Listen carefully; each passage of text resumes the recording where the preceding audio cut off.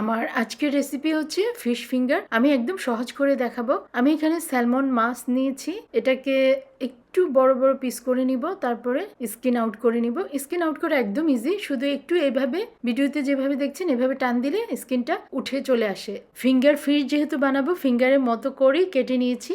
তাহলে শুরু করা যাক। প্রথমে কর্নফ্লাওয়ার নিয়েছি হাফ কাপ, ডিম একটা নিয়েছি, আদা নিয়েছি 1 চা চামচ, রসুন 1 চা চামচ, গোলমরিচের গুঁড়ো 1 চা চামচ, মরিচ 1 চা চামচ, হলুদ হাফ চা চামচ, লবণ স্বাদ মতো। কর্নফ্লেক্সটাকে পাউডার বানিয়ে নিয়েছি। লবণ স্বাদ মতন, আদা 1 চা চামচ, রসুন 1 চা চামচ, মরিচ 1 চা চামচ, গোলমরিচের গুঁড়ো 1 চা চামচ, হলুদ হাফ চা চামচ, ডিম একটি, লেবুর রস 2 টেবিল চামচ, কর্নফ্লাওয়ার হাফ কাপ। ভালো করে মেখে নিব এবং 10 মিনিট রেস্টে রাখবো। কর্নফ্লেক্সের পাউডার দিয়ে মাছগুলোকে কোটিং করে নিব। চুলাটা আছে মিডিয়াম হিটে।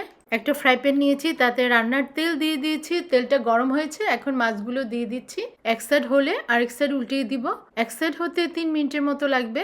এক সাইড হওয়ার পরে উল্টাবেন, তা না হলে কোটিংটা চলে যাবে।